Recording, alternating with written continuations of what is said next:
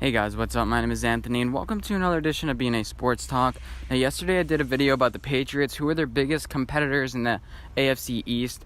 And an interesting question I had after that was, who's going to replace Rob Gronkowski? I mean, they have to replace him with somebody. People expected in the first round that they'd come out with a tight end or something, or trade back at a tight end. But Noah Fant, TJ Hawkinson went off the board. And then they had a chance to take Irv Smith Jr., but he went off the board too. So what's going on with the Patriots? What are they doing? Are they going to get a tight end? Now, I think they have three options. One, don't get a tight end at all and have Josh McDaniels change his scheme, because he's a pretty smart guy. Number two, find a tight end that you have now and kind of develop them. And I'll run through everyone that they have now. And number three, bring in a tight end through free agency. So number one, the first option was just not having a tight end at all. I think this is a bad idea, especially you have a lot of rookies on the team and a lot of rookie wide receiver depth. They did bring in Demaryius Thomas, which I think is a pretty good fit now looking back at it. But not having a tight end at all doesn't make sense as far as scheme fit, because over the past couple years they had Rob Gronkowski to rely on. I don't think they should force somebody to come in and replace Rob Gronkowski and give them all these roles. Like I said, people play to your strengths. You can't be desperate at any position. You have to get the guy who fits the mold and then go with it, or change your fit. That's why the Patriots are so good, because they can evolve and they can change. I think this is an option, but I think the Patriots would rather number two is develop a certain tight end. Now, Rob Gronkowski, coming out of Arizona, he was a pretty good player. He got drafted in the second round, 42nd overall, and he had all these accolades: All-American, Pac-12, I don't even know all the awards. But, and especially since they got rid of yesterday Jacob Hollister. Now, why did they get rid of him? So, first of all, who is he? He was a 2017 undrafted free agent, and, well, I'm not sure if that means free agent, but he was undrafted by the Patriots. The Patriots just picked him up, and he didn't really do much. He had one preseason game that I saw that he played pretty well, but other than that, he was constantly injured, and the Patriots didn't think it was a good fit, so they flipped him for a 7th rounder. So they pretty much got nothing for a 7th rounder. That's the Patriot way, All of a sudden, the Patriots got rid of him, and like the old days, and they got something for him. Next, the Patriots currently have 4 tight ends on their roster as it stands.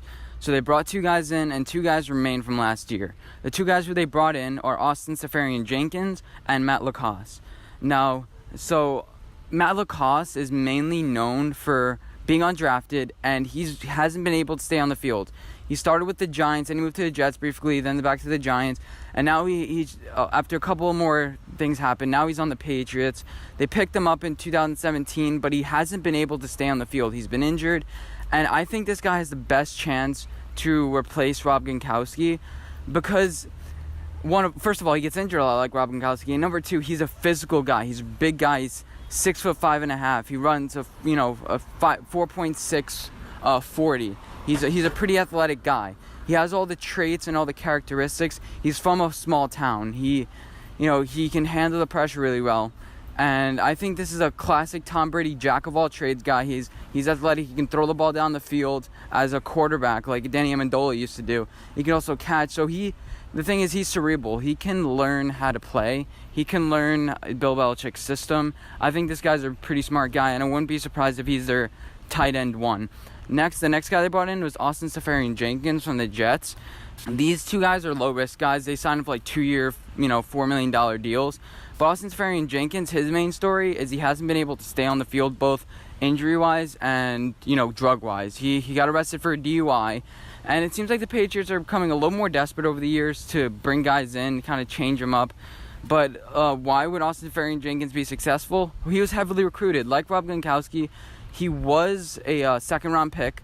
He had some accolades or whatever from whatever college he was from, and he's pretty athletic. You look at it, he could jump high, he could run fast, and he has all those basic characteristics that you want. The only question I have for him is whether he can fit into Bill Belichick's system.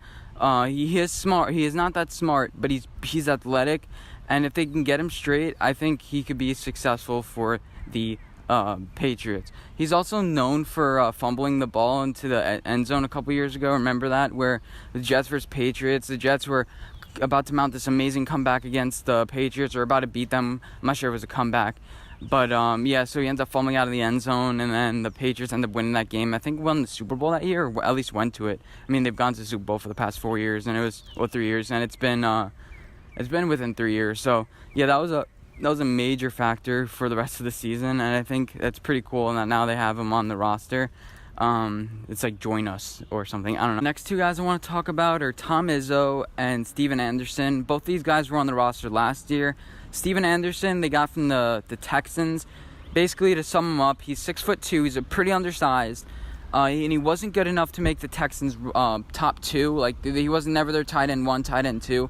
He was always a third fiddle on that team. He made the team, obviously, but he was never the primary target for the Texans, which is concerning because he had two guys ahead of him that I don't even know the Texans' tight ends. He was never, good enough to even be a Texans tight end, so I don't think the Patriots would be good to have, wouldn't be smart to keep him unless they see something in him that we don't. Small builds, but he's pretty athletic. He runs 4.64. Not as fast as I thought it would be, but he's athletic. He can do everything. He's one of those guys that you remember seeing in high school that's just like, he was a quarterback and running back, and he could also play wide receiver. He's one of those good jack-of-all-trades guys.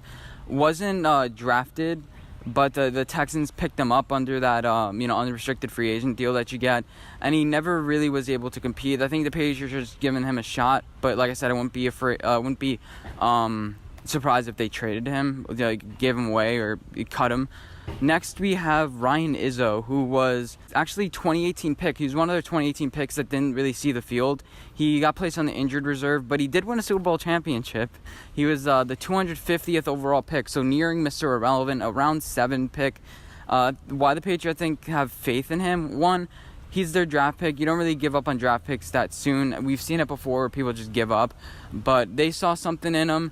He's a New Jersey kid, so he's a nice kid, and so I wouldn't be surprised if the Patriots cut him. I don't think he's their long-term solution. Similar characteristics to Matt LaCosse and Safarian Jenkins. 6'5", your classic tight end. So it's one of those three guys that are going to compete.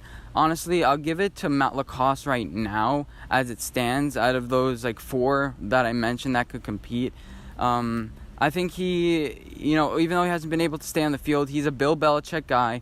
The Patriots, I think, will find a way to keep him healthy, limit his time, because the Patriots are smart. They don't depend on one player. They pick your spots. Rob Gronkowski, they knew he was injured, so he just picked the spots in high-profile games. And so as far as the third option, there are no really good tight ends on the market. Jared Cook got signed by the Raiders.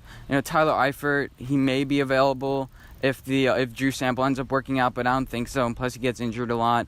You look down the list, the Patriots might try to steal a tight end from the Giants because the Giants always seem to have good tight ends. And I'm really surprised that the Patriots didn't draft a tight end. Now, why do I think they did not? Do I think that they're going to change to a non-tight end offense?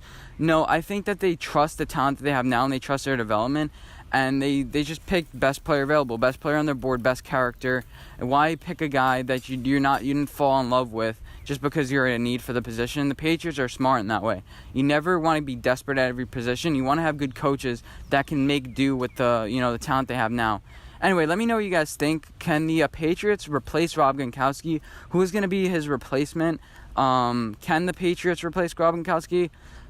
Anything, all opinions in the comment section down below, and I'd like to start a discussion. Anyway, thank you guys for watching, and I'll see you in my next video. Bye, guys.